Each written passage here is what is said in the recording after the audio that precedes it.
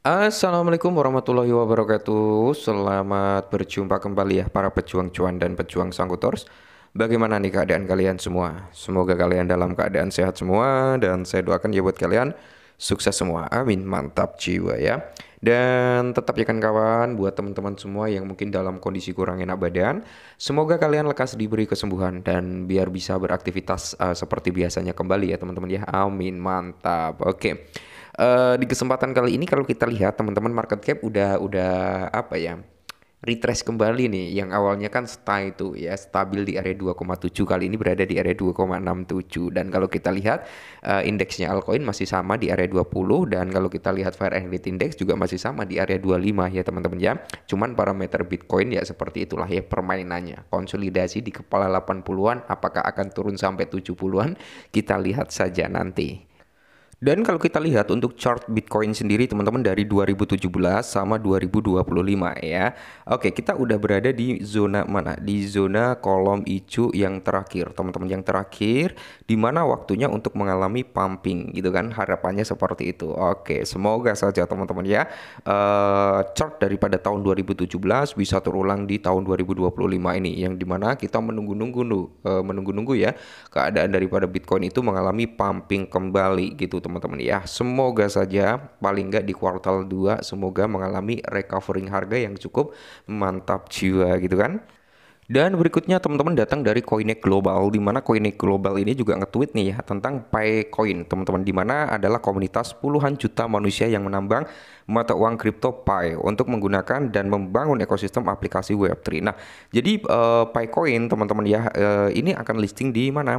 Coinex ya, pasangan perdagangan Pi pairing USDT, setoran dan penarikan itu akan dimulai pada 18 Maret, yaitu kemarin lah ya. Terus di sini teman-teman untuk perdagangan juga udah launch juga teman-teman ya, cuman harganya belum mampu untuk recover. Oke. Ya secara pelan-pelan lah, semakin banyak bursa yang listing ya itu akan semakin bagus untuk jangka panjangnya gitu kan. Dan berikutnya Picoin juga listing di Swapes teman-teman ya, di mana Swapes ini ya kalian bisa lihat sendiri lah ya. Nah, new listing ya kan untuk di Swapes Picoin. Nah, mantap jiwa ya. Dan di sini kalau kita lihat juga teman-teman Pi juga mengalami penurunan ya teman-teman, dari range dia 11 turun ke area 15 untuk parameter harganya yang tadinya stabil di area 1,4, 1,3 gitu kan sampai di area 1,5, kali ini dropping di area 1,1. Apakah Picoin ini akan turun di bawah $1? Kita lihat saja perkembangannya teman-teman, karena gini ya, Pi Network ini juga ngikutin pergerakan daripada altcoin. Oke, mengikuti trennya altcoin, di mana kalau kita melihat Bitcoin kan mengalami koreksi ya, Picoin juga mengalami koreksi, begitu pula dengan altcoin. Jadi korelasi price-nya atau korelasi daripada kinerjanya ini juga udah mulai ngikutin pergerakan daripada Bitcoin ya teman-teman ya. Nah kalau kita lihat sendiri teman-teman ya, volumenya sebenarnya mengalami kenaikan yang cukup signifikan dari volume sekitar 114,15%. Cuman dari segi market cap turun 14% ya. Dari 19 billion turun ke area 12 billion dan kali ini berada di area 7,8 billion dolar. Oke, semoga saja ya Bitcoin segera recover kembali gitu teman-teman ya. Nah, di sini teman-teman ya, bisakah harga jaringan Pi itu mencapai di level $100 seperti levelnya IOU ya teman-teman ya. Dimana apakah harga jaringan Pi akan pulih dari level saat ini di area 1,12 ke level tertinggi IOU-nya yaitu di area $100 dan katalis yang dibutuhkannya. Oke. Jadi di sini teman-teman ya, jika kalian memiliki 100 koin Pi gitu kan, 100 koin Pi ya, kalau harganya bisa ke area $100, berapa yang akan kalian miliki? Wah, luar biasa ya. Itu ya kalau harganya bisa ke area $100 gitu kan. Tapi kalau semisal bisa ke area 5, $10, wah itu udah lebih dari cukup gitu kan. Nah, harga daripada Pi Network anjlok dari titik tertinggi sepanjang masa karena sentimen di antara para pelopor dan investor memudar dan kekhawatiran tentang token yang akan dibuka di masa mendatang meningkat. Oke. Jadi koin Pi anjlok lebih dari 50% dari titik tertinggi sepanjang masa. Artikel ini membahas apakah nilai Pi dapat bangkit kemudian atau kembali dan mencapai level IOU-nya sebesar $100. Nah, Kekuatan tiga pola menunjukkan pada pemulihan harga jaringan Pi. Seorang analis kripto populer dengan lebih dari 327.000 pengikut di X telah mengemukakan prediksi harga Pi Network yang optimis meskipun harganya terus anjlok. Ia mengutip pendapat populer yang dikenal sebagai kekuatan tiga atau PO3. Untuk membenarkan pandangan ini, pola ini terdiri dari tiga fase utama: akumulasi, manipulasi, dan distribusi, teman-teman ya. Oke, fase akumulasi diidentifikasikan oleh rentang perdagangan yang sempit yang dialami harga koin Pi beberapa hari lalu. Sekarang telah bergerak ke fase manipulasi. Nah, jadi akumulasi daripada Pi menurut analis ini adalah saat harga Pi itu berkonsolidasi kemarin di area 1,4, 1,5, 1,3. Nah, itu adalah zona akumulasi menurut para analis ini. Nah, setelah harganya mengalami turun dari zona akumulasi, ini masuk dalam kategori zona manipulasi gitu teman-teman ya. Nah, kalau kita lihat teman-teman ya, di mana terdapat beberapa pergerakan harga yang menyesatkan. Setelah ini, ia memperkirakan nilai Pi akan meningkat secara parabola dan menguji ulang titik tertingginya, yaitu di area 3 dolar. Keuntungan lebih lanjut akan dipastikan jika harga naik di atas titik tertingginya, yaitu di area 3 dolar, karena hal ini akan memicu kekuatan investor akan kehilangan arah daripada FOMO, teman-teman, kurang lebih seperti ini ya.